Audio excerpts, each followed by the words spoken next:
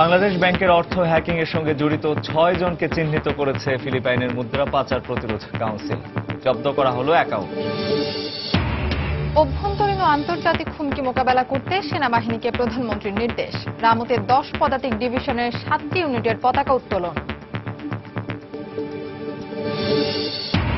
ঢাকা যুক্তরাজ্য রুটে কার্গো বিমান চলাচল স্থগিত করার মতো পরিস্থিতি সৃষ্টি হয়নি, মন্তব্য দুই মন্ত্রী। রপ্তানিতে ক্ষতির আশঙ্কা ব্যবসায়ী মহলের। চট্টগ্রামে 3 কিশোরীকে কয়েক বছর আটকে রেখে অমানসিক নির্যাতনের অভিযোগ, বাধ্য করা হয় অনৈতিক কাজেও। অভিযুক্ত 3 জন আটক। এবং ভূমি দখলদারদের কবলে টাঙ্গাইলের 100 বছরের পুরনো করটিয়া জমিদার বাড়ি। সরকারি হস্তক্ষেপের দাবি স্থানীয়দের, সংরক্ষণে প্রত্নতত্ত্ব বিভাগকে নির্দেশ।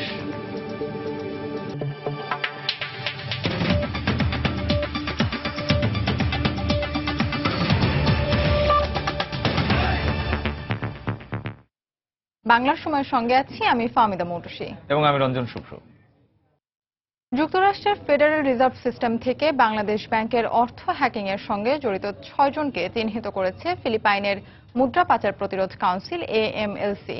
চিহ্নিত 6 জনের মধ্যে 5 জনেরই দেশটির রিজেল কমার্শিয়াল ব্যাংকে অ্যাকাউন্ট রয়েছে। অভিযুক্তরা অর্থ স্থানান্তরে ফিলিপাইনের মোট 4টি ব্যাংকে থাকা নিজেদের অ্যাকাউন্ট ব্যবহার করে, যে অ্যাকাউন্টগুলো এরই মধ্যে জব্দ করা হয়েছে।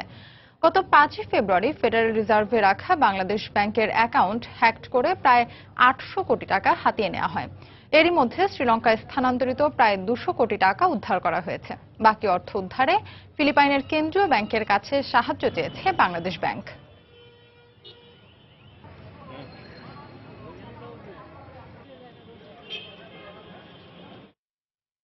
এদিকে উন্নত বিশ্বের ব্যাংকিং খাতে আধুনিক নিরাপত্তা ব্যবস্থা থাকায় আন্তর্জাতিক হ্যাকার চক্র বাংলাদেশের মতো উন্নয়নশীল দেশকে বেছে নিচ্ছে বলে মনে করেন ব্যাংকাররা। তবে এ ধরনের ঘটনা রোধে আরও আগেই ব্যবস্থা নেওয়া উচিত ছিল বলেও মত তাদের। আমাদেরকে প্রিভেন্টিভ অ্যাকশনে যেতে হবে, আমাদেরকে আরও ডাইনামিক হতে হবে, কারণ প্রযুক্তি যখন এগিয়ে যাচ্ছে আমাদেরকে পিছনে থাকলে হবে না। কারণ এখন ওয়ান গ্লোবের যুগ। আমেরিকাতে যে প্রযুক্তি আসবে, যদি ওই হ্যাকাররাও যে প্রযুক্তি করবে, এটা ওইখানে যদি ইমপ্লিমেন্ট না করতে পারে আরও একটা দেশে গিয়ে থার্ড কান্ট্রিতে গিয়ে করবে, এবং এটারই ভিকটিম হচ্ছি আমরা। এবং যতগুলা ঘটনা দেখবেন এগুলা হয়তো তারা ওইখানে করতে পারে নাই বলেই থার্ড কান্ট্রিগুলোতে যাচ্ছে। ক্লিয়ার ইনফরমেশন যতটুকু সম্ভব, যেগুলা ক্লাসিফাইড, এগুলা দেওয়ার কোনো প্রয়োজন নাই, কিন্তু ক্লাসিফাইড নয় এগুলা কনসিস্টেন্টলি মানুষজনকে প্রোভাইড করা উচিত। এখানে গোপনীয়তা বা কোনো কিছুকে প্রশ্রয় না দিয়ে এক টাইম, কারণ এতে করে কনফিউশন থাকবে না। দেশের সার্বভৌমত্ব রক্ষায় অভ্যন্তরীণ এবং আন্তর্জাতিক সব ধরনের হুমকি ঐক্যবদ্ধভাবে মোকাবেলা করতে সেনাবাহিনীকে নির্দেশনা দিয়েছেন প্রধানমন্ত্রী শেখ হাসিনা। সকালে কক্সবাজারের রামু সেনানিবাসে 10 পদাতিক ডিভিশনের 7টি ইউনিটের পতাকা উত্তোলন করে তিনি বক্তব্য রাখেন। অবকাঠামোর পাশাপাশি সেনা সদস্যদের পেশাগত জ্ঞান বাড়াতে সরকার মনোযোগী বলে জানান প্রধানমন্ত্রী। কক্সবাজারের রামু থেকে বিস্তারিত জানাচ্ছেন শাহ আলী জয়। বাংলাদেশের নতুন সমুদ্র সীমায় নজরদারি বৃদ্ধি এবং নিরাপত্তা রক্ষায় তাগিদ ছিল সমুদ্র তীরবর্তী জেলা কক্সবাজারে সামরিক সক্ষমতা বাড়ানোর। সেই সঙ্গে অতীতে মৌলবাদী হামলার শিকার রামু এবং আশপাশের এলাকার শান্তি রক্ষার কথা মাথায় রেখে 1 বছর আগে যাত্রা শুরু করে রামু সেনানিবাস। নতুন এই সেনানিবাসে যুক্ত হলো নতুন পদাতিক ব্রিগেড সহ 7টি নতুন ইউনিট। সেনানিবাসে এসে নতুন এসব ইউনিটের পতাকা উত্তোলন করেন প্রধানমন্ত্রী শেখ হাসিনা। এ সময় সেনা সদস্যদের উদ্দেশ্যে দেয়া ভাষণে প্রধানমন্ত্রী বলেন, জাতীয় প্রতিরক্ষা নীতির বাস্তবায়নে সেনাবাহিনীকে আরো যুগোপযোগী করে গড়ে তোলা হচ্ছে। বাংলাদেশ সেনাবাহিনীর অবকাঠামোগত উন্নয়নের পাশাপাশি প্রতিটি সদস্যের নৈতিক ও মানসিক শক্তি এবং পেশাগত জ্ঞান বৃদ্ধির পদক্ষেপ গ্রহণ করেছি। পবিত্র সংবিধান ও দেশ মাতৃকার সার্বভৌমত্ব রক্ষার জন্য আমাদের সেনাবাহিনীকে ঐক্যবদ্ধ থেকে আভ্যন্তরীণ কিংবা বহির্মুখী যে কোনো হুমকি মোকাবেলায় সদা প্রস্তুত থাকতে হবে। শেখ হাসিনা বলেন, উন্নয়নের বিভিন্ন সূচকে বাংলাদেশের যে অগ্রযাত্রা তা ধরে রাখতে হবে। পদ্মা সেতু নির্মাণের কাজ নিজস্ব অর্থায়নে আমরা শুরু করেছি। সেখানে আমরা একটি কম্পোজিট ব্রিগেড প্রতিষ্ঠা করেছি। আর দক্ষিণ অঞ্চলে লেবুখালী অঞ্চল, ওই অঞ্চলটা বেছে নিয়েছি, সেখানে আরেকটি ডিভিশন আমরা প্রতিষ্ঠা করতে যাচ্ছি। আমাদের লক্ষ্য যে দেশকে আমরা উন্নত করব। জাতিসংঘ প্রণীত MDG গোল, পৃথিবীর অন্যান্য দেশের থেকে বাংলাদেশ অনেক অগ্রগামী এবং আমরা এই গোল বাস্তবায়ন করেছি। এখন আমাদের সাস্টেইনেবল ডেভেলপমেন্ট গোল অর্থাৎ SDG বাস্তবায়নের সময়। পরে সেনানিবাস এলাকায় একটি নতুন সড়ক, একটি স্মৃতি স্তম্ভ সহ মোট 4টি স্থাপনার উদ্বোধন করেন প্রধানমন্ত্রী। একদিকে সমুদ্রের বিস্তৃত জলরাশি, অন্যদিকে প্রতিবেশী মিয়ানমারের সীমান্ত। তাগিদ রয়েছে পার্বত্য অঞ্চলে শান্তি রক্ষারও। আর এসব কথা মাথায় রেখেই কৌশলগত কারণে রামুর এই সেনানিবাসটি বাংলাদেশের জন্য খুবই গুরুত্বপূর্ণ। নতুন ব্রিগেড এবং ইউনিট সংযুক্ত হওয়ায় বাড়ল এই সেনানিবাসের সক্ষমতা। শাহ আলী জয়, সময় সংবাদ, রামু সেনানিবাস, কক্সবাজার। যুক্তরাজ্য শিগগিরই বাংলাদেশ থেকে কার্গো চলাচলে নিষেধাজ্ঞা তুলে নেবে বলে আশাবাদ জানিয়েছেন বাণিজ্যমন্ত্রী তোফায়েল আহমেদ। নিষেধাজ্ঞার কারণে দুই দেশের বাণিজ্যে তেমন কোনো ক্ষতি হবে না বলেও মনে করেন তিনি। তবে বিকেলে সংবাদ সম্মেলনে রপ্তানিতে ক্ষতির আশঙ্কার কথা জানিয়েছে পোশাক শিল্প রপ্তানিকারকদের সংগঠন BGMEA। আর যুক্তরাজ্যের এমন সিদ্ধান্ত নেওয়ার মতো কোনো পরিস্থিতি সৃষ্টি হয়নি বলে মন্তব্য করেন বেসামরিক বিমান ও পর্যটন মন্ত্রী। নিরাপত্তার কারণ দেখিয়ে বুধবার ঢাকা থেকে সরাসরি কার্গো বিমান যোগাযোগ স্থগিত করে দেয় যুক্তরাজ্য। বিভিন্ন রুট ঘুরে যেসব কার্গো বিমান ঢাকা থেকে যুক্তরাজ্যে যাবে সেগুলো দেশটিতে প্রবেশের আগেই পুনরায় পরীক্ষা করা হবে বলে বিবৃতিতে জানানো হয়। এর আগেও দেশটির পক্ষ থেকে হযরত শাহজালাল আন্তর্জাতিক বিমানবন্দরের নিরাপত্তা নিয়ে আপত্তি জানানো হয়েছিল। এ অবস্থায় অনির্দিষ্টকালের জন্য এ সিদ্ধান্তে পণ্য পরিবহন নিয়ে বিপাকে পড়বেন ব্যবসায়ীরা, এমন আশঙ্কা করেছে সবচেয়ে বড় রপ্তানি খাত পোশাক শিল্পের মালিকরা। কার্গো বিমান চলাচলে নিষেধাজ্ঞা আসায় যুক্তরাজ্য বাজারে নিশ্চিতভাবে নেতিবাচক প্রভাব পড়বে, পোশাক রপ্তানি কমে আসবে। তবে রপ্তানিতে এর খুব একটা নেতিবাচক প্রভাব পড়বে না বলে মন্তব্য করেছেন বাণিজ্যমন্ত্রী।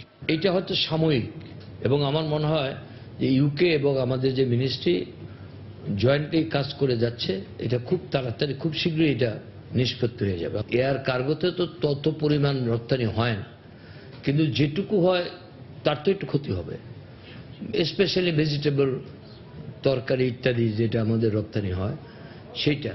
এদিকে কার্গো চলাচলে জটিলতা নিরসনে এরই মধ্যে আলোচনা শুরু করেছে বাংলাদেশ। তবে ঢাকা যুক্তরাজ্য রুটে কার্গো বিমান যোগাযোগ স্থগিত করার মতো কোনো নিরাপত্তা ঝুঁকি সৃষ্টি হয়নি বলে মন্তব্য বেসামরিক বিমান ও পর্যটন মন্ত্রী। এত বড় ঝুঁকিপূর্ণ কিছু বিষয় আছে বলে আমি মনে করছি না। সারা বিশ্বব্যাপী সন্ত্রাস, aviation security is being reviewed totally, এবং সেই জায়গা থেকে বিষয়গুলো দেখা হচ্ছে। আমাদের দেশের ইকোনমির উপর এফেক্ট হবে, আমাদের পলিটিক্যালিও এটা এফেক্ট করবে। সরকার এটাকে এখন পর্যন্ত এটাকে একটা টেকনিক্যাল বিষয় হিসেবে দেখছে, কিন্তু এর কোনো রাজনৈতিক অথবা অন্য কোনো ডাইমেনশন আছে কিনা সেটা এই মুহূর্তে বলা সম্ভব হচ্ছে না। যুক্তরাজ্যের বাজারে 3 বিলিয়নের বেশি শুধুমাত্র তৈরি পোশাক রপ্তানি করে বাংলাদেশ। এর একটি উল্লেখযোগ্য অংশ পণ্য পরিবহন হয় কার্গো বিমানের মাধ্যমে। সানবীর রূপল, সময় সংবাদ, ঢাকা। বাংলার সময় আরো থাকছে। সুন্দরবনের শরণখোলা রেঞ্জে গুলিতে 4 জন নিহত। র্যাব ও কোস্টগার্ডের দাবি এরা জলদস্যু। দেশি বিদেশি 18টি আগ্নেয়াস্ত্র ও 450 রাউন্ড গুলি উদ্ধার। রাজশাহীতে আধিপত্য বিস্তারকে কেন্দ্র করে দুপক্ষের সংঘর্ষে অন্তত 2 জন গুলিবিদ্ধ হয়েছে। দুপুরে চারঘাট উপজেলার রাউথা এলাকায় এ সংঘর্ষ হয়। পুলিশ জানায় বেশ কিছুদিন ধরে টাকা নিয়ে স্থানীয় আফজাল হোসেনের সঙ্গে তার মামা মাহবুবের বিরোধ চলে আসছিল। এর জের ধরে দুপুরে দুপক্ষের তর্ক হয়। এক পর্যায়ে উভয় পক্ষের মধ্যে সংঘর্ষ বাধলে গোলাগুলির ঘটনা ঘটে। এতে মহিদুল ও শাহিদ নামে 2 জন গুলিবিদ্ধ হয়। তাদের উদ্ধার করে রাজশাহী মেডিকেল কলেজ হাসপাতালে ভর্তি করেন স্থানীয়রা। আহতদের মধ্যে একজনের অবস্থা আশঙ্কাজনক বলে জানিয়েছে চিকিৎসক। পুলিশের দাবি মাদক ব্যবসার টাকা নিয়ে বিরোধের জের ধরে এ সংঘর্ষ হয়েছে।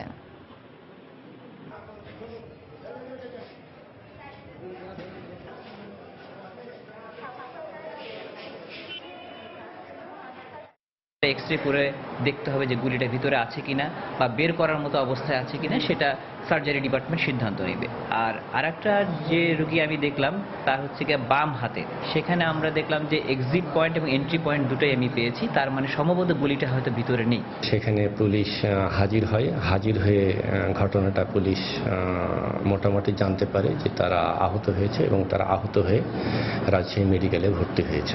তাদের বিরুদ্ধে আমরা আইনগত ব্যবস্থা গ্রহণ করব। দেশে প্রতি বছর ব্যাপক হারে বাড়ছে কিডনিজনিত রোগে আক্রান্তের সংখ্যা। চিকিৎসা ব্যয় সাধ্যের মধ্যে না থাকায় বেশিরভাগেরই হার মানতে হচ্ছে মৃত্যুর কাছে। এ অবস্থায় সরকারি বা বেসরকারি সংস্থাকে সহযোগিতায় এগিয়ে আসার আহ্বান রোগীদের। সমস্যা সমাধানে দেশের সব হাসপাতালে কিডনিজনিত রোগের ইউনিট খোলার পরামর্শ চিকিৎসা বিশেষজ্ঞদের। আরো জানাচ্ছেন মুজাহিদ শুভ। দুটো কিডনি অকেজো ফিরোজা বেগমের। বিগত 10 বছরে শেষ হয়েছে সোয়া 1 কোটি টাকা। স্বজনদের সহযোগিতায় হাসপাতালে নিয়মিত ডায়ালাইসিস করে কেবল মৃত্যুকে পাহারা দিয়ে যাচ্ছেন এই নিঃস্বপ্রায় নারী। কিডনিজনিত রোগে আক্রান্তদের একটাই দাবি, সরকারি বেসরকারি সংস্থা তাদের সহযোগিতায় এগিয়ে আসুক। রোগীদের একটা আর্থিক ফান্ড খুলে দিল, ছেলেদের রোগীরা যাতে কিছু সাহায্য পায়, রোগীদের উপকার হয়। রোগীরা তো বাঁচতে চায়, রোগীরা তো মারা যেতে চায় না। একটি বেসরকারি সংস্থার তথ্য অনুযায়ী দেশে প্রায় 2 কোটি মানুষ কিডনিজনিত রোগে আক্রান্ত। আর এ রোগে প্রতি বছর বিনা চিকিৎসায় মারা যাচ্ছেন 30 থেকে 35 হাজার মানুষ। আর যারা বেঁচে থাকছেন তাদেরও চিকিৎসা ব্যয় মেটাতে শেষ করতে হচ্ছে জীবনের সব অবলম্বন। যতদিন আমরা বেঁচে থাকবো ততদিন তো এই চিকিৎসা করেই যেতে হবে। যে কোনো সংস্থায় যদি একটু সাহায্যের হাত বাড়ায় দেয় তাহলে আমাদের মতন রোগীদের একটু উপকার আসে। প্রাথমিক পর্যায়ে রোগ প্রতিরোধে জনসচেতনতার পাশাপাশি আইনের সংশোধনের মাধ্যমে কিডনি প্রতিস্থাপনের সুযোগ বাড়ানোর পরামর্শ কিডনি রোগ বিশেষজ্ঞদের। বর্তমান আইনের মধ্যে কিন্তু মাত্র 9 জনের মধ্যে কিডনি বা অঙ্গ লেনদেন হতে পারে। এই সীমারেখাকে যদি আরো পরিবর্ধন করা যায় তাহলে কিন্তু ডোনারের সংখ্যা বা দাতার সংখ্যা অনেক বেড়ে যাবে। দেশের প্রতিটি হাসপাতালে কিডনি রোগ নিরাময় ইউনিট খোলার পাশাপাশি চিকিৎসা ব্যয় সাধ্যের মধ্যে আনতে সরকারকে উদ্যোগী হওয়ার পরামর্শ কিডনি ফাউন্ডেশনের প্রতিষ্ঠাতা সভাপতির। সরকার এই ডায়ালিসিস এবং ট্রান্সপ্লান্টটা মোটামুটি ফ্রি করে দিতে পারে, শুধু ঢাকাতে না রেখে বড় বড় শহরে এটা ছড়িয়ে দিতে পারে এবং প্রিভেনশনের দিকে কেয়ার নিতে পারে আরো বেশি করে। এতে হয়তো আরো অধিক সংখ্যক মানুষ এই ডায়ালিসিস ট্রান্সপ্লান্টের ইয়েতে চলে আসবে। আমৃত্যু চিকিৎসা ব্যয় মেটাতে ব্যর্থ হওয়ায় অধিকাংশকে হার মানতে হয় মৃত্যুর কাছে। এক্ষেত্রে কিডনিজনিত রোগে আক্রান্তদের বীমা সুবিধা দিতে সরকারের প্রতি আহ্বান চিকিৎসা বিশেষজ্ঞদের। মুজাহিদ শুভ, সময় সংবাদ, ঢাকা। দণ্ডিত যুদ্ধাপরাধীদের সম্পত্তি বাজেয়াপ্তের পাশাপাশি তাদের পরিবারের সদস্যদের নাগরিকত্ব বাতিল করার দাবি জানিয়েছেন নৌপরিবহন মন্ত্রী শাহজাহান খান। দুপুরে রাজশাহীর শিল্পকলা একাডেমিতে মুক্তিযুদ্ধের চেতনা বাস্তবায়ন মঞ্চ আয়োজিত এক অনুষ্ঠানে তিনি এ দাবি জানান। যারা যুদ্ধ অপরাধ হিসাবে এখানে আছে সেই যুদ্ধ অপরাধীদেরকে এখন এদের সম্পদ বাজেয়াপ্ত করতে হবে। যারা অর্থ যোগান দেয় তাদের সম্পদ বাজেয়াপ্ত করতে হবে। যারা এই দেশে যুদ্ধ অপরাধী হিসাবে বিচার হচ্ছে তাদের পরিবার বর্গের নাগরিকত্ব বাতিল করতে হবে। আমরা এই সকল দাবি নিয়ে এখন এই আন্দোলন করছি। চট্টগ্রামে 3 কিশোরীকে 3 থেকে 5 বছর পর্যন্ত আটকে রেখে অমানবিক নির্যাতন চালানোর অভিযোগ উঠেছে। এমনকি দালালদের কাছ থেকে কিনে নেয়ার পর তাদেরকে অনৈতিক কাজ করতেও বাধ্য করা হয়। গতরাতে 3 কিশোরীকে উদ্ধারের পর বের হয়ে এসেছে রহস্য। কিশোরীদের আটকে রাখার ঘটনায় 3 জনকে আটক করেছে পুলিশ। আরো জানাচ্ছেন কমল দে। প্রতারক চক্রের জাল বিস্তৃত হচ্ছে সব জায়গায়। প্রেমের নামে গ্রামের কিশোরীদের ফাঁদে ফেলে বিক্রি করে দেওয়া হচ্ছে শহরে। উদ্ধারকৃত কিশোরীদের 2 জন এমনই প্রতারণার শিকার। ভালোবেসে প্রেমিকের হাত ধরে ঘর ছেড়েছিল কয়েক বছর আগে, কিন্তু প্রতারক প্রেমিকেরা তাদের শহরে এনে দালালদের কাছে বিক্রি করে দেয়। আর বাকিজন সৎ মায়ের নির্যাতন সহ্য করতে না পেরে শহরে এসে দালালদের খপ্পরে পড়ে। 3 জনকে দালালদের কাছ থেকে 1 লাখ টাকা করে কিনে নেয় নাসির উদ্দিন এবং কুলসুমা বেগম দম্পতি। এরপর তাদের আটকে রেখে চালানো হয় অমানসিক নির্যাতন। ফেমিকালয়ের চলাছি ক্লাসমেট আমাকে বেচা দিছে 1.5 লাখ টাকা। ইউসুফে বেচা দিছে, তুমি গার্মেন্টসে চাকরি করবা, আমি তোমাকে চাকরি করাই দিব। এরপর 3 বছর ধরে মানসিক নির্যাতন করছে, মারধর করছে, অসামাজিক কাজ করাইছে আমাকে দিয়ে। শেষ পর্যন্ত নির্যাতন সহ্য করতে না পেরে একজন বহুতল ভবনের সানসেট দিয়ে নেমে পালিয়ে যাওয়ার চেষ্টা করলে স্থানীয় লোকজন তাদের উদ্ধার করে। পরে পুলিশ গিয়ে 3 জনকে আটক করে থানায় নিয়ে আসে। এই ব্যাপারে 5 থানায় নারী ও শিশু নির্যাতন দমন আইন এবং মানব পাচার আইনে পৃথক 2টি মামলা দায়ের করা হয়েছে। বিভিন্ন অসামাজিক কার্যকলাপ তাদের দ্বারা করানো হয়েছে এবং আমরা তাদের বিরুদ্ধে আমরা নিয়মিত মামলা প্রস্তুতি চলতেছে এবং তার মানব পাচার আইনে তাদের বিরুদ্ধে মামলা হবে। পুলিশ কর্মকর্তারা জানিয়েছেন চট্টগ্রামে এ ধরনের অন্তত 20টি চক্র রয়েছে, যারা নানা কৌশলে কিশোরীদের কেনাবেচার পাশাপাশি পতিতালয় ব্যবসার সাথে সম্পৃক্ত। মূলত নগরের খুলশী, পাঁচলাইশ, চাঁদগাঁও এবং হালিশহর এলাকায় রয়েছে এই চক্রের একাধিক আস্তানা। কমল দে, সময় সংবাদ, চট্টগ্রাম। দেখছেন বাংলা সময়, সঙ্গেই থাকুন।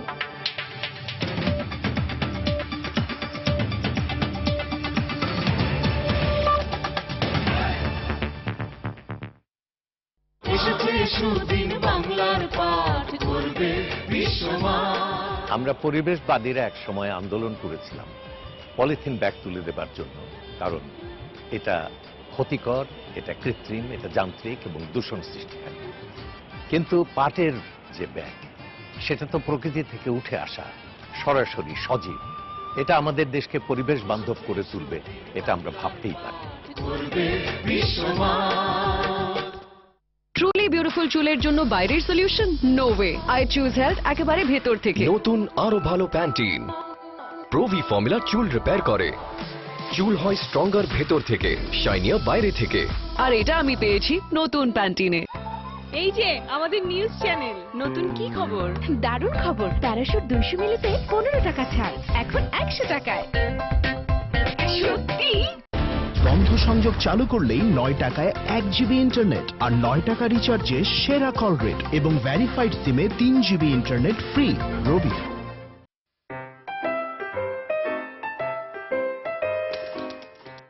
মাছগুলো ফ্রাই করো। কই মাছ ভাজা খাই? বললাম ফ্রাই করো, রাইন্দা থুইছে। আমার গামছাটা দেখছো? তোমার কাঁধে এটা কি? এই যে নাও, ধরো। কাপটা কারে দাও?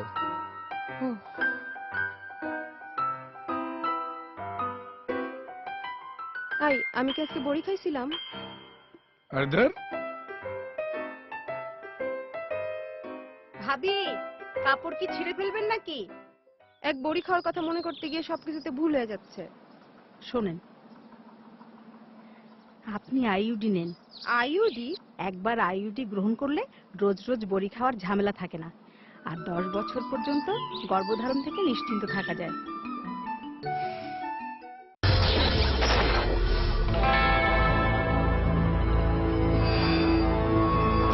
ক্যাপ্টেন্সি মুখের কথা নয়, টিমকে লিড করতে প্রয়োজন 100%-এর চেয়েও বেশি ডেডিকেশন। বের করে নিয়ে আসতে হয় সেরা পারফরমেন্সটা।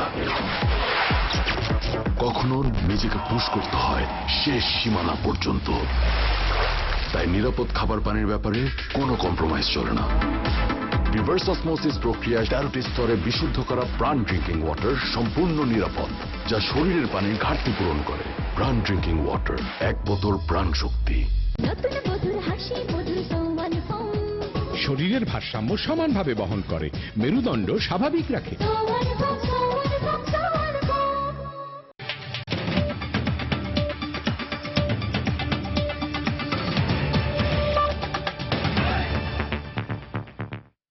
দেখছেন বাংলা সময়।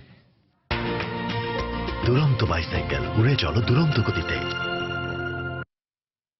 বাগেরহাটের সুন্দরবনের শরণখোলায় গুলিতে 4 জন নিহত হয়েছে। র্যাব ও কোস্টগার্ডের দাবি, জলদস্যু এবং বন্দুকযুদ্ধে তারা নিহত হন। এছাড়া ঘটনাস্থল থেকে দেশি বিদেশি 18টি আগ্নেয়াস্ত্র ও 450 রাউন্ড গুলি উদ্ধার করা হয়।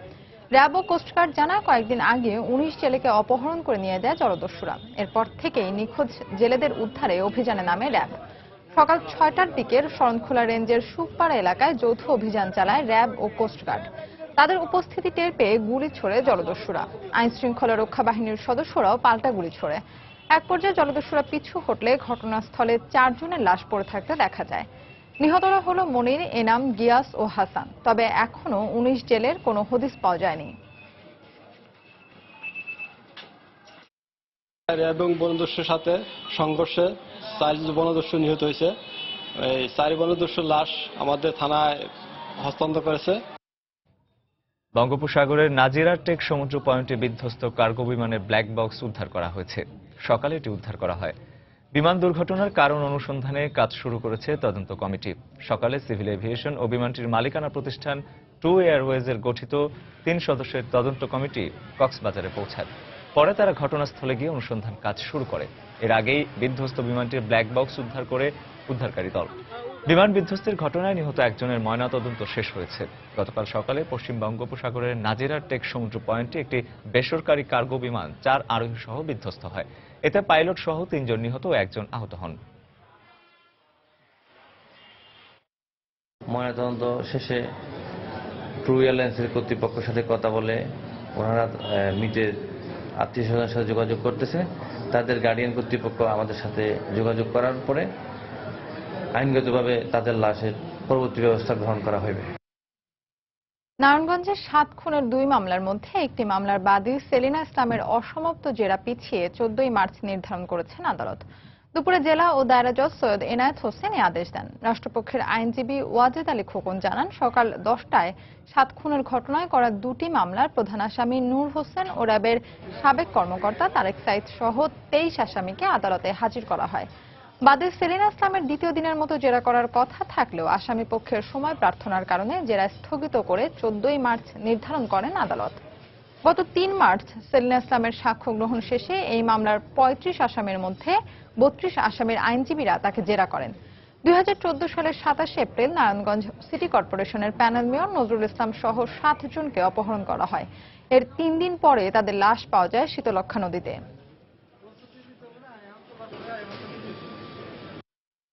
বিজ্ঞ আদালত উভয় পক্ষের বক্তব্য শুনে ন্যায় বিচারের স্বার্থেই আজকে সময়টা আবার বর্ধিত করেছেন। আগামী 14/3/2016 তারিখ এই বিউটিকে পুনরায় এই 3 জন আসামির পক্ষের আইনজীবীগণ জেরা করবেন মর্মে আদেশ দিয়েছেন। অনেকগুলো তারিখ ওনারা নিলেন, তো আমরা এই কারণে আমরা অত্যন্ত হতাশ। বিজ্ঞ আদালতকে বিভিন্নভাবে এই আজকে হয়রানি করছে, যাতে এই বাদী এই মামলাটা তার যে সাক্ষী সেই সাক্ষীটা দিতে না পারে। বাংলা সময় আরো থাকছে। নির্বাচনী প্রচারণায় সরগরম কুমিল্লার দেবিদ্বারের 13টি ইউনিয়ন পরিষদ। প্রার্থীরা উন্নয়নের নানা প্রতিশ্রুতি দিলেও যোগ্য প্রার্থীদের নিয়ে ভাবছেন ভোটাররা।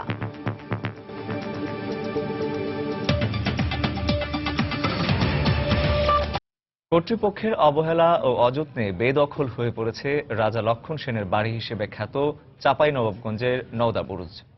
নামমাত্র সাইনবোর্ড লাগানো হলেও নেই কোনো নজরদারি।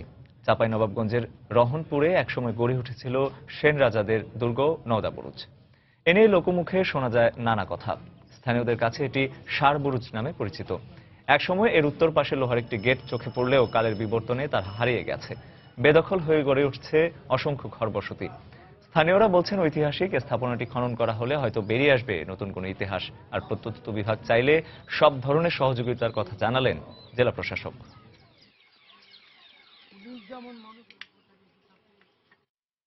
কিছু অবৈধ দখলদার দখল করে নিয়েছে, ফলে এর সৌন্দর্য নষ্ট হয়েছে।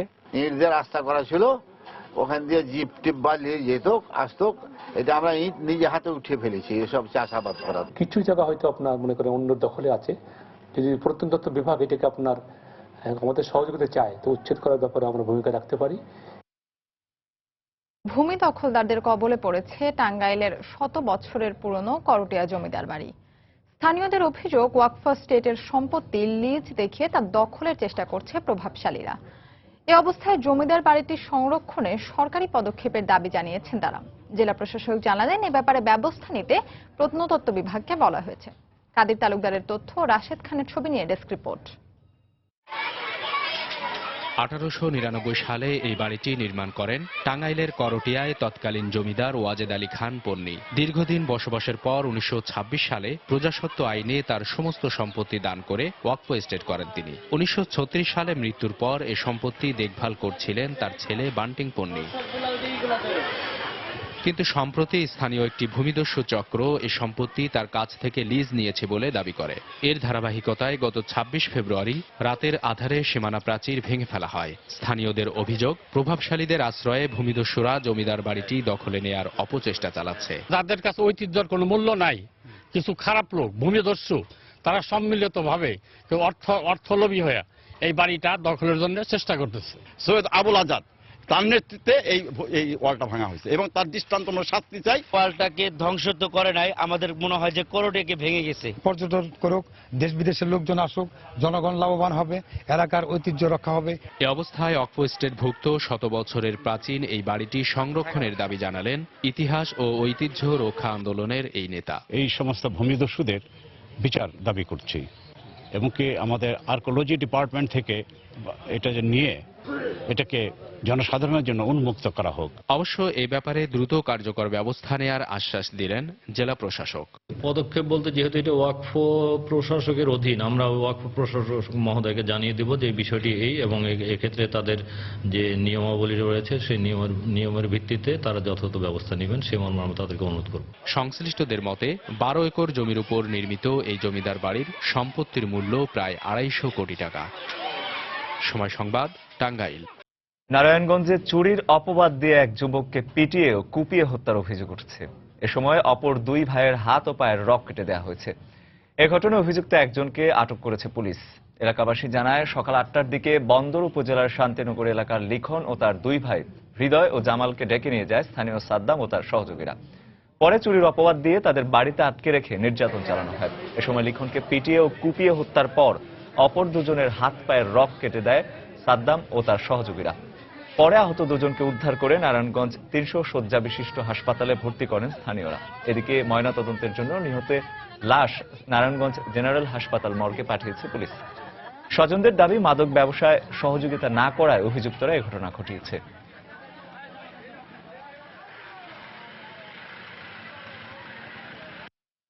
মুনছুরা ইয়াবার ব্যবসা করে, ওরা ইয়াবা বেচাইব, ও চাকরি করতো। আমি এটা শূন্য করছি, তুমি এটি করবা না, তুমি বইয়া বইয়া খাইবা, আমি চাকরি করি, তোমার চাকরি করো লাগবে না। মারছে একটা দেখা তো যে মাটি দুর্মুষ করে না, এই দুর্মুষ একটা চাপাড়ি, একটা শাবল, এরকম ধরনের জিনিস। ঘটনা শুনে তাৎক্ষণিকভাবে একজনকে গ্রেপ্তার করছে সাদ্দাম নামে। তো এখানে তো বিভিন্ন ধরনের কথাবার্তা আসতেছে, এই পরিবারের বর্গ থেকে যে তথ্যটা দিবে সেই অনুযায়ী ব্যবস্থা নেওয়া হবে।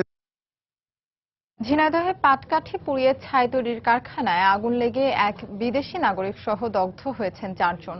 সকালে সদর উপজেলার অচিন্তনগরের তাজি অ্যাগ্রো নামের একটি কারখানায় আগুন লাগে। ফায়ার সার্ভিস জানায় সকাল 6:30টার দিকে হঠাৎ কারখানাটিতে ছাই ভর্তি একটি কন্টেইনার বিস্ফোরিত হয়। মুহূর্তেই আগুন পুরো কারখানায় ছড়িয়ে পড়ে। সেখানে থাকা শ্রমিকরা আগুন নেভানোর চেষ্টা করে। খবর পেয়ে ঝিনাইদহ, শৈলকুপা, মাগুরা ও যশোর থেকে ফায়ার সার্ভিসের 4টি ইউনিট ঘটনাস্থলে যায়। 6 ঘন্টার চেষ্টায় বেলা 12টার দিকে আগুন নিয়ন্ত্রণে আসে। আগুন নেভাতে গিয়ে দগ্ধ কারখানার প্রধান টেকনিশিয়ান, চীনা নাগরিক ফাং সহ 4 জনকে উদ্ধার করে সদর হাসপাতালে ভর্তি করা হয়। এদের মধ্যে ফাংয়ের অবস্থা গুরুতর বলে জানিয়েছে কর্তব্যরত চিকিৎসক। 200 বস্তা মতো মাল বাইর করার পরেই ওই ফাং আবার হচ্ছে ওর ভিতরে ঢোকার পরেই আকড়া দিয়ে টান মেরেছে বস্তা, আর আগুন এমন করে ধাপকে ধরে আসে 4-5টা লোক ছিল, 4-5টা লোক পুড়িয়ে গেছে। যখন এরা কাটতে যায় তখন তারা ওই প্রিকশনারি ব্যবস্থাটা তারা নেয়নি, এবং যে কারণে এই লোকগুলো ওখান থেকে ফ্লাশ ফায়ারের মাধ্যমে সাফিসিয়েন্ট অক্সিজেন যখন যায় তখন তারা এটা ব্যাক করে, সেই ফ্লাশ ব্যাকের মাধ্যমে তখন তারা কিছুটা হিট এক্সস্ট হয়, এবং সাথে সাথে আমাদের লোকজনরা তাদেরকে হসপিটালে ফেরে আনছে। বর্তমানে এখন নিয়ন্ত্রণের মধ্যে আছে। সাভারে আলাদা সড়ক দুর্ঘটনায় 2 জন নিহত হয়েছেন। পুলিশ জানায় ভোরে ঢাকা আরিচা মহাসড়কের আমিনবাজার এলাকায় রাস্তা পার হওয়ার সময় অজ্ঞাত এক প্রতিবন্ধী ব্যক্তিকে চাপা দেয় একটি যাত্রীবাহী বাস। এতে ঘটনাস্থলেই তার মৃত্যু হয়। পরে পুলিশ ঘটনাস্থল থেকে লাশ উদ্ধার করে থানায় নিয়ে যায়। এছাড়া সকাল 10টার দিকে ঢাকা আরিচা মহাসড়কের হেমায়েতপুর বাস স্ট্যান্ড এলাকায় একটি অটোরিকশাকে চাপা দেয় একটি যাত্রীবাহী বাস। এতে ঘটনাস্থলেই অটোরিকশার চালক নিহত হন।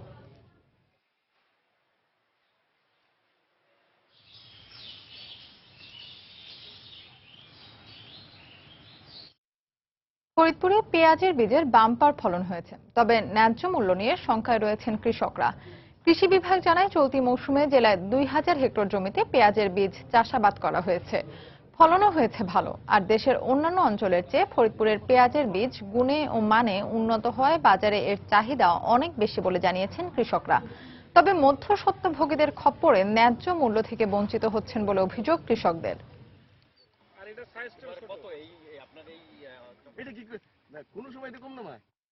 বিএডিসি আমাদের পূর্বে একটা অ্যাকশন প্ল্যান ছিল, সেই অ্যাকশন প্ল্যানটা বাতিল হওয়ার কারণে আমরা ন্যায্য মূল্য থেকে বঞ্চিত হচ্ছি। 80% মানুষ এখন পেঁয়াজ বীজের প্রতি ঝুঁকছে। তো এই পেঁয়াজ বীজ উৎপাদন করে আমরা সারা বাংলাদেশের পেঁয়াজ বীজের যে চাহিদা আছে এইটা পূরণ করার দায়িত্ব আমরা নিতে পারি যদি সরকার আমাদেরকে পৃষ্ঠপোষকতা করে। আমরা বিএডিসি মূলত আমরা কৃষকদেরকে প্রযুক্তিগত সহায়তা দিয়ে থাকি। আমাদের মাঠ পর্যায়ে আমাদের অফিসার আছে, সহকারী পরিচালক, উপসহকারী পরিচালক। আমরা এদেরকে নিয়ে মাঠ পর্যায়ে চাষিদেরকে প্রশিক্ষণ দিই এবং বিভিন্ন সমস্যায় আমরা তাদের পাশে এগিয়ে আসি। প্রার্থীদের প্রচার প্রচারণায় সরগরম কুমিল্লার দেবিদ্বারের 13টি ইউনিয়ন পরিষদ নির্বাচন। সমর্থন আদায়ে প্রার্থীরা উন্নয়নের নানা প্রতিশ্রুতি দিলেও যোগ্য প্রার্থীদের নিয়ে ভাবছেন ভোটাররা। এদিকে আওয়ামী লীগের প্রার্থীরা জয়ের ব্যাপারে আশাবাদী হলেও সুষ্ঠু নির্বাচন নিয়ে সংশয়ে স্বতন্ত্র ও বিএনপির প্রার্থীরা। তবে জেলা নির্বাচন কর্মকর্তা জানালেন সুষ্ঠু নির্বাচন অনুষ্ঠানে প্রস্তুত তারা। বাহার রায়হানা পাঠানো তথ্য ছবি নিয়ে ডেস্ক রিপোর্ট। ইউনিয়ন পরিষদ নির্বাচনকে ঘিরে কুমিল্লার দেবিদ্বারের 13টি ইউনিয়নে এখন উৎসবের আমেজ। সকাল থেকে রাত অবধি প্রচার প্রচারণায় ব্যস্ত সময় কাটাচ্ছেন চেয়ারম্যান ও সদস্য প্রার্থীরা। ভোটারদের মন জয় দিচ্ছেন উন্নয়নের নানা প্রতিশ্রুতি। তবে প্রার্থীদের অতীত কর্মকাণ্ড নিয়ে চুলচেরা বিশ্লেষণ করছেন ভোটাররা। আমরা নৌকো বুঝি না, ধানের শীর্ষ বুঝি না, যে ব্যক্তি সৎ ব্যক্তি হোক আমরা তাদের জয় করে নেব। ভালো একজন প্রার্থী চাই যার মাধ্যমে আমরা এলাকার যুব সমাজ উন্নয়ন হবে, এলাকাবাসী উন্নয়ন হবে। আমাদের দেশের উন্নয়নমূলক কাজ যারা করতে পারবে এদেরকে আমরা ইনশাল্লাহ ভোট দিব। অধিকাংশ ইউনিয়নে বিএনপির প্রার্থী না থাকায় লড়াই হবে আওয়ামী লীগ ও স্বতন্ত্র প্রার্থীদের মধ্যে। আওয়ামী লীগের প্রার্থীরা ফুরফুরে মেজাজে থাকলেও সুষ্ঠু নির্বাচনের দিকে তাকিয়ে স্বতন্ত্র প্রার্থীরা। এলাকায় আওয়ামী লীগ করার হিসেবে আমাকে যথেষ্টভাবে মূল্যায়ন করে আমাকে নৌকা প্রতীক দিয়েছে। আমি নৌকা প্রতীক নির্বাচন ইনশাল্লাহ আমি 100% আমি জয়লাভ করব। আমি যদি আসলে সুষ্ঠু নির্বাচনে আশাবাদ, আমি 100% ইনশাল্লাহ আসলে নির্বাচিত হয়ে বিজয়ের মালা গড়ানো। অবশ্য অবাধ ও নিরপেক্ষ নির্বাচন অনুষ্ঠানে সব ধরনের প্রস্তুতি নেওয়া হয়েছে বলে জানালেন জেলা নির্বাচন কর্মকর্তা। যে পদক্ষেপ নেওয়া দরকার সেভাবে নিচ্ছি। পর্যাপ্ত সংখ্যক আইন শৃঙ্খলা বাহিনী মোতায়েন করা হবে। জনগণ যাতে নির্বিঘ্নে ভোট দিতে পারে সে পরিবেশ সৃষ্টি করা হবে। আগামী 22 মার্চ অনুষ্ঠিতব্য দেবিদ্বারের 13টি ইউনিয়ন পরিষদ নির্বাচনে চেয়ারম্যান পদে 67 জন, সাধারণ এবং নারী সদস্য পদে 483 জন প্রতিদ্বন্দ্বিতা করছেন। সময় সংবাদ, কুমিল্লা। এদিকে নেত্রকোনার বিচ্ছিন্ন দ্বীপ খালিয়াজুড়িতেও জমে উঠেছে প্রথম ধাপের ইউনিয়ন পরিষদ নির্বাচনের প্রচারণা। এ উপজেলার 6টি ইউনিয়নে বইছে ভোটের হাওয়া। সকাল থেকে রাত পর্যন্ত বাড়ি বাড়ি গিয়ে প্রার্থীরা চালাচ্ছেন প্রচারণা। ইউনিয়নগুলোতে আওয়ামী লীগের পাশাপাশি বিদ্রোহী প্রার্থী রয়েছেন একাধিক। পুরো উপজেলায় ভোটার রয়েছেন 63,503 জন। আগামী 22 মার্চ অনুষ্ঠিত হবে প্রথম ধাপের ইউনিয়ন পরিষদ নির্বাচন।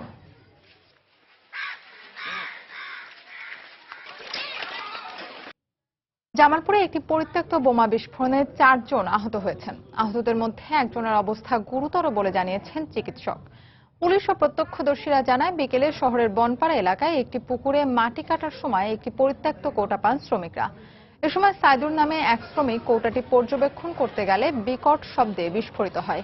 এতে তার 2 হাতের কবজি বিচ্ছিন্ন হয়ে যায়। এ ঘটনায় রহিম, ফজি ও রফিকুল নামে আরো 3 শ্রমিক আহত হন। পরে তাদেরকে উদ্ধার করে জামালপুর জেনারেল হাসপাতালে ভর্তি করা হয়। এদের মধ্যে সাইদুরের অবস্থা গুরুতর হয় তাকে ময়মনসিংহ মেডিকেল কলেজ হাসপাতালে পাঠানো হয়েছে।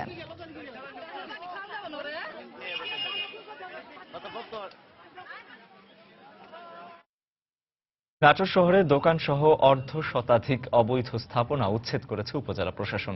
সকালে তেবাড়িয়া হাট এলাকায় উপজেলা নির্বাহী কর্মকর্তা মোহাম্মদ নাইরুজ্জামানের নেতৃত্বে উচ্ছেদ অভিযান চালানো হয়।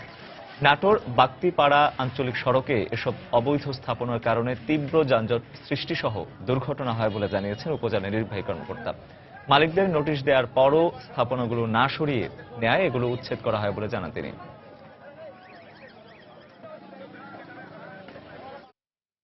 দুর্যোগকে পাবো না ভয়, দুর্যোগকে আমরা করব জয়, এই স্লোগানে বিভিন্ন স্থানে পালিত হয়েছে জাতীয় দুর্যোগ প্রস্তুতি দিবস। নেত্রকোনায় সকালে জেলা প্রশাসনের উদ্যোগে শহরের শহীদ মিনার প্রাঙ্গণ থেকে বর্ণাঢ্য র্যালি বের করা হয়। র্যালি নিয়ে শহরের গুরুত্বপূর্ণ সড়ক প্রদক্ষিণ করে মুক্তারপাড়ায় গিয়ে শেষ হয়। পরে মুক্তারপাড়া মাঠে দুর্যোগ প্রস্তুতি মহড়া অনুষ্ঠিত হয়।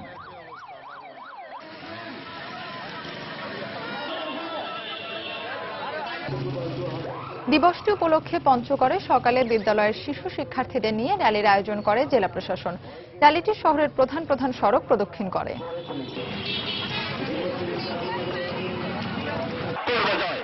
কুড়িগ্রামে ভূমিকম্প ও অগ্নিকাণ্ডের উপর সচেতনতামূলক মহড়ার আয়োজন করে জেলা প্রশাসন। সকালে কালেক্টরেট বিদ্যালয় মাঠে আয়োজিত এ মহড়ায় শিক্ষার্থী ও ফায়ার সার্ভিস সহ রেড ক্রিসেন্ট সোসাইটির সদস্যরা অংশ নেন।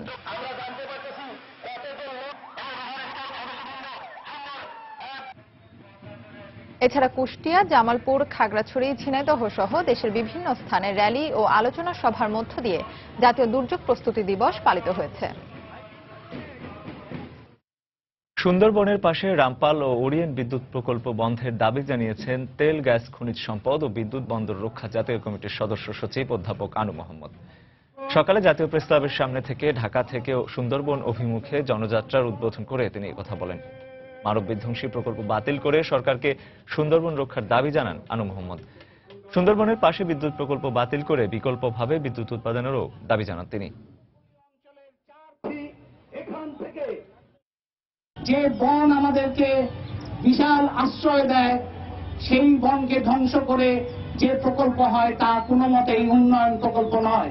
সরকার যখন নিজের হাত পা মুনাফা লোভীদের কাছে বাধা রেখে এই ধ্বংসের আয়োজন করছে, তখন এই দেশ রক্ষা, সুন্দরবন রক্ষা, মানুষ রক্ষার কাজ মানুষকেই হাতে নিতে হবে।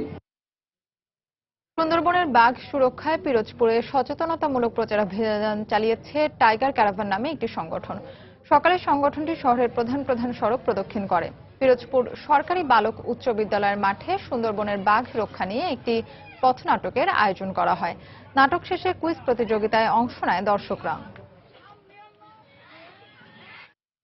আবহাওয়া অনুকূলে থাকায় চাঁদপুরে এবার রেকর্ড পরিমাণ আলু উৎপাদন হয়েছে। তবে উৎপাদন ভালো হওয়ার পরও এখন দাম নিয়ে শঙ্কিত কৃষকরা। কৃষি অধিদপ্তরের কর্মকর্তারা বলছেন, চাষ সহজলভ্য হওয়ায় বেড়েছে আলু চাষের পরিমাণ। ফারুক আহমদের তথ্য, কৃষ্ণকান্তদের ছবিতে ডেস্ক রিপোর্ট। চারদিকে চলছে আলু তোলার ধুম। চাঁদপুর সদর, হাজীগঞ্জ, কচুয়া, মতলবের বিস্তীর্ণ জমির সব প্রান্তে এখন একই দৃশ্য। বৃষ্টি কিংবা কুয়াশা না থাকায় মৌসুমের আগেই পূর্ণতা পেয়েছে আলু। উৎপাদন ভালো হওয়ায় কৃষকের চোখে মুখে এখন হাসির ঝিলিক। চলছে আলু বাছাই ও সংরক্ষণের কাজ। তবে উপযুক্ত দাম নিয়ে কিছুটা শঙ্কিত কৃষকেরা। বৃষ্টিটা ঠিকমতো পাইছে, কুয়াশাটা কম ছিল প্রথম দিক দিয়ে, লাস্টের দিক দিয়ে একটু কুয়াশা বেশি ছিল, তো আমাদের কোনো ক্ষতি হয় না। ইনশাআল্লাহ খুব ভালো ফলন হয়েছে, আমরা এই জন্য আগে উঠাইতে হচ্ছি। সার, কীটনাশক ওষুধ যদি আমরা ভালো দেয় তাহলে আমরা ফসল ভালো পাবো। সরকারের কাছে একটা আবেদন যে আমাদের আলুর দামটা যদি একটু ভালো দেয়। এদিকে গত বছর হেক্টর প্রতি আলুর উৎপাদন হয়েছিল 21 মেট্রিক টন। এবার তা বাড়বে বলে মনে করেন জেলার এই কৃষি কর্মকর্তা। উৎপাদনও বেড়ে যাচ্ছে এবং এরিয়াও বেড়ে যাচ্ছে। আর এই বছর বিশেষ একটা দিক ছিল যে এই বছর আলুতে তেমন আবহাওয়া অনুকূল ছিল এবং রোগবালাই পোকামাকড় তেমন হয় নাই, যার কারণে আলুর উৎপাদন আমরা কাঙ্ক্ষিত পরিমাণে পেয়েছি। চাঁদপুরে এবার 13,000 হেক্টর জমিতে 3 লাখ মেট্রিক টন আলু উৎপাদন হবে বলে আশা করছে কৃষি বিভাগ। সময় সংবাদ, চাঁদপুর। দিনব্যাপী নানা কর্মসূচির মধ্য দিয়ে কুমিল্লায় বিশ্ব কিডনি দিবস পালিত হয়েছে। সকালে কুমিল্লা মেডিকেল কলেজ ও নবাব ফয়জুন্নেসা সরকারি বালিকা উচ্চ বিদ্যালয়ের যৌথ আয়োজনে বিদ্যালয় প্রাঙ্গণ থেকে বর্ণাঢ্য র্যালি বের করা হয়। র্যালিটি শহরের প্রধান সড়কগুলো প্রদক্ষিণ করে আবারও বিদ্যালয়ে এসে শেষ হয়। পরে আলোচনা সভা শেষে মেডিকেল ক্যাম্পে বিনামূল্যে শিক্ষার্থীদের স্বাস্থ্য পরীক্ষা করা হয়।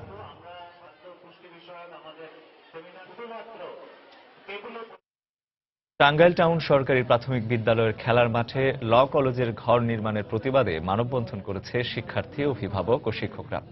দুপুরে শহরের ভিক্টোরিয়া রোড এলাকায় ঘণ্টাব্যাপী মানববন্ধন অনুষ্ঠিত হয়। এতে প্রতিবাদী লিফলেট নিয়ে 5 শতাধিক শিক্ষার্থী অংশ নেয়। এ সময় বক্তারা জানান, বিশ্ববিদ্যালয়টির খেলার মাঠে ল কলেজের ঘর নির্মাণ করা হলে কোমলমতি শিক্ষার্থীরা খেলাধুলা থেকে বঞ্চিত হবে। এদিকে বিদ্যালয়টির খেলার মাঠ লিজ নেওয়া হয়েছে বলে জানিয়েছে টাঙ্গাইল ল কলেজ কর্তৃপক্ষ।